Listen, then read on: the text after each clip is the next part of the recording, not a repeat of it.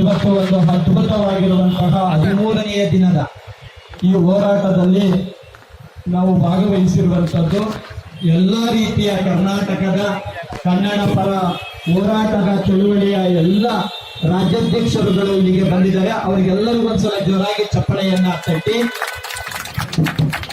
ಇವತ್ತು ಅಂಬೇಡ್ಕರ್ ಅವರ ಸಂವಿಧಾನದಲ್ಲಿ ಹೇಳಿದಂತೆ ಪ್ರತಿಯೊಂದು ಹೋರಾಟದ ಮೂಲಕವೇ ಫಲವನ್ನ ಪಡೆದುಕೊಳ್ಳುವಂತ ಸಂದರ್ಭಗಳು ಇವೆ. ಇವತ್ತು ಕನ್ನಡ ನೆಲ ಜಲ ಭಾಷೆ ಸಂಸ್ಕೃತಿಗೆ ಇವರೆಲ್ಲರೂ ರಾಜ್ಯಾಧ್ಯಕ್ಷರಾಗಿ ಹೋರಾಟವನ್ನ ಮಾಡ್ತಾ ಬಂದಿರುವಂತವರು. ಇವರ ಹಾದಿ ಇದೆಯಲ್ಲ, ಮುಳ್ಳಿನ ಹಾದಿಯಾಗಿದ್ದರೂ ಬೇರೆಯವರಿಗೆ ಸಿಹಿಯನ್ನ ಕೊಡುವಂತ ಹಾದಿಯಾಗಿರುವಂಥದ್ದು. ಇವತ್ತು ನಾವು ಸರ್ಕಾರವನ್ನ ಕೇಳುವಂಥದ್ದು ಏನಪ್ಪಾ ಅಂತಂದ್ರೆ, ಡಾಕ್ಟರ್ ಸರೋಜಿನಿ ಮಹೇಶಿಯ ವರದಿಯನ್ನ ಜಾರಿಗೆ ಮಾಡಲೇಬೇಕು ಅನ್ನುವಂಥದ್ದು. ಯಾಕೆ ಮಾಡಬೇಕು ಸ್ವಾಮೀಜಿ ಅಂತ ಕೇಳಿದಾಗ, ಕನ್ನಡ ನಾಡಿನಲ್ಲಿ ಈ ಕನ್ನಡ ಭೂಮಿಯಲ್ಲಿ ಕನ್ನಡಿಗರಿಗೆ ಮೀಸಲಾಗಬೇಕಾದಂತ ಉದ್ಯೋಗಗಳು ಹೊರ ರಾಜ್ಯದವರಲ್ಲಿ ಪಾಲಾಗ್ತಾ ಇರುವಂಥದ್ದು. ಈಗಾಗಲೇ ತಮಿಳುನಾಡು, ಮಹಾರಾಷ್ಟ್ರ, ಒರಿಸ್ಸಾದಲ್ಲಿ ಅಲ್ಲಿರುವಂತಹ ಸ್ಥಳೀಯರಿಗೆ ಮಾತ್ರ ಉದ್ಯೋಗವನ್ನ 90% ಕೊಟ್ಟಿರುವಂತಹ ಸಂವಿಧಾನದಲ್ಲಿ ತಿದ್ದುಪಡಿಯಾಗಿದೆ. ಇವತ್ತು ನಮ್ಮ ಕರ್ನಾಟಕ ಸರ್ಕಾರ ಕನ್ನಡಿಗರಿಗೆ ಕಡ್ಡಾಯವಾದ ಉದ್ಯೋಗವನ್ನ ಸೃಷ್ಟಿ ಮಾಡುವಂತಹ ಮಸೂದೆಯನ್ನ ಪಾಸ್ ಮಾಡಬೇಕಾಗಿರುವಂತದ್ದು. ಅಷ್ಟೇ ಅಲ್ಲ, ಕನ್ನಡಿಗರಿಗೆ ಇವತ್ತು ಕಂಪನಿಗಳನ್ನ ತೆರೆಯುವುದಕ್ಕೆ ನಮ್ಮ ಜನ ಒಂದು ಆಯೋಗದ ಮೂಲಕವಾಗಿ ಜಮೀನನ್ನ ಕೊಡ್ತಾ ಇದ್ದೇವೆ, ಅವರಿಗೆ ನೀರನ್ನ ಕೊಡ್ತಾ ಇದ್ದೇವೆ. ಪೊಲ್ಯೂಷನ್ ಅನ್ನ ನಾವು ಕನ್ನಡಿಗರು ಕುಡಿದು ಅವರಿಗೆ ಒಳ್ಳೆ ಪ್ರಾಡಕ್ಟ್ ಅನ್ನ ತಯಾರು ಮಾಡಿ ವಿದೇಶಕ್ಕೆ ವ್ಯಾಪಾರ ವಿನಿಮಯ ಮಾಡುವುದಕ್ಕೆ ಕೊಡ್ತಾ ಇದ್ದೇವೆ.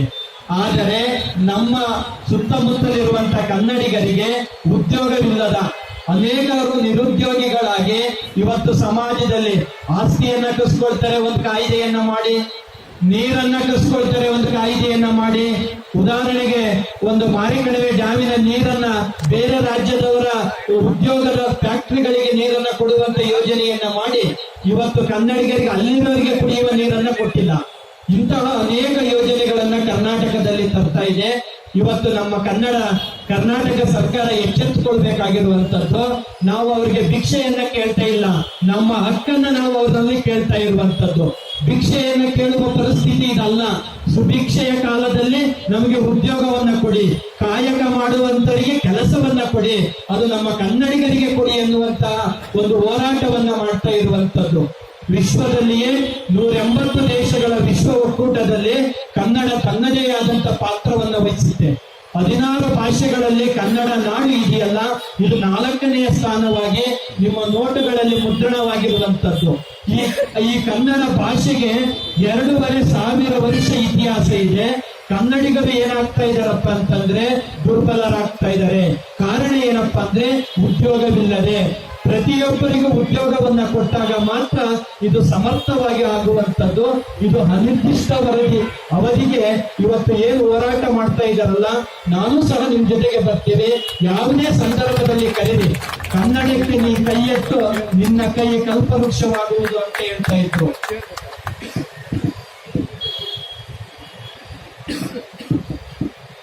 ಹಾಗಾಗಿ ಎಲ್ಲ ಕನ್ನಡ ಪರ ಸಂಘಟನೆಗಳು ಇವತ್ತು ಏನು ಹೋರಾಟ ಮಾಡ್ತಾ ಇದ್ದಾರಲ್ಲ, ನಮ್ಮ ಎಲ್ಲ ಮಠಾಧೀಶರನ್ನ ಸೇರಿಸಿಕೊಂಡು ನಾವೆಲ್ಲರೂ ಸಹ ಧರಣಿ ಸತ್ಯಾಗ್ರಹವನ್ನ ಮಾಡುವುದಕ್ಕೆ ಸಿದ್ಧರಿದ್ದೀವಿ ಅನ್ನುವಂಥದ್ದು.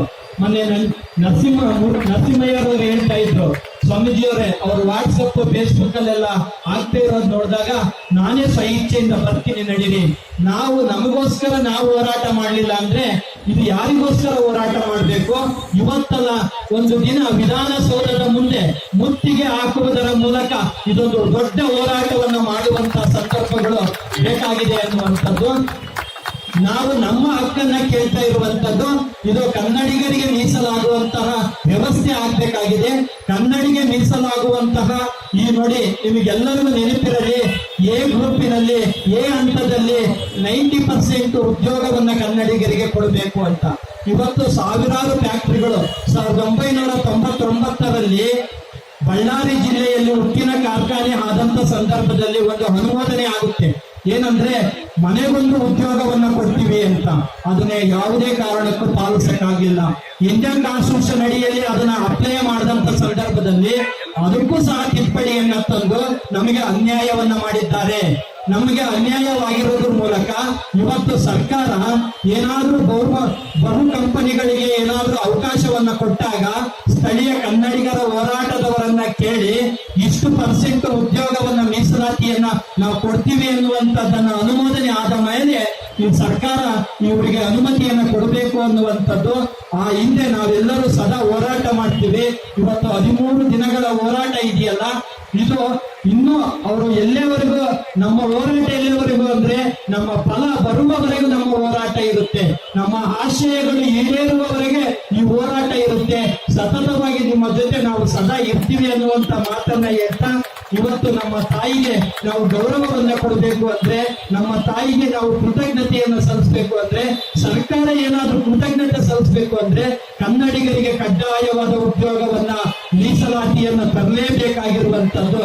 ಈ ವ್ಯವಸ್ಥೆಯನ್ನ ತಂದ್ರೆ ನಮ್ಮ ಭೂತಾಯಿಗೆ ಕನ್ನಡ ಮಾತಿಗೆ ದೊಡ್ಡ ಗೌರವವನ್ನ ಕೊಟ್ಟಂತೆ ಆಗುತ್ತದೆ ಅನ್ನುವಂಥದ್ದು ನಮ್ಮ ಮುಖ್ಯಮಂತ್ರಿಗಳಾದಂತಹ ಯಡಿಯೂರಪ್ಪರ ಹತ್ರ ನಾವೆಲ್ಲರೂ ಸಹ ಹೋಗಿ ಮನವಿ ಮಾಡುವಂತದ್ದು.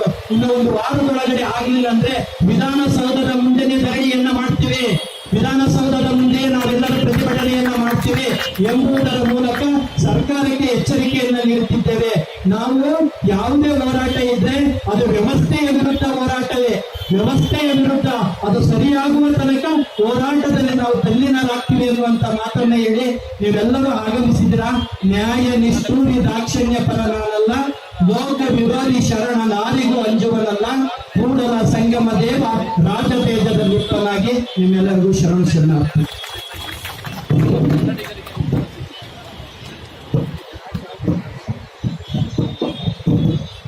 ನಮ್ಮ ಕರೆಗೆ ಹೋಗೊಟ್ಟು ಡಾಕ್ಟರ್ ಬಸವ ರಮಾನಂದ ಮಹಾಸ್ವಾಮಿಗಳು, ಬನಕಲ್ಲು ಮಠಾಧೀಶರು. ನಿಜವಾಗ್ಲೂ ಹೇಳ್ಬೇಕು ಅಂದ್ರೆ ಅವರು ನಾನು ವಾಟ್ಸಪ್ಪಲ್ಲಿ ಆಗ್ತಾ ಇದೆ ನೋಡಿ, ಎಲ್ಲಿವರೆಗೂ ಹೋಗುತ್ತೆ ಎನ್ನುವಂತ ಒಂದು ವಿಚಾರ ಕೇಳೋದು.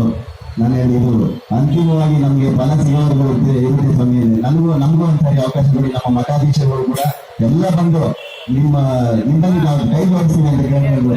ನಿಜವಾಗ್ಲೂ ಅವರು ಸ್ವಯಂ ಪ್ರೇರಿತವಾಗಿ ಬಂದಿದ್ದು ನಿಜವಾಗ್ಲೂ ಖುಷಿಯಾದ ವಿಚಾರ.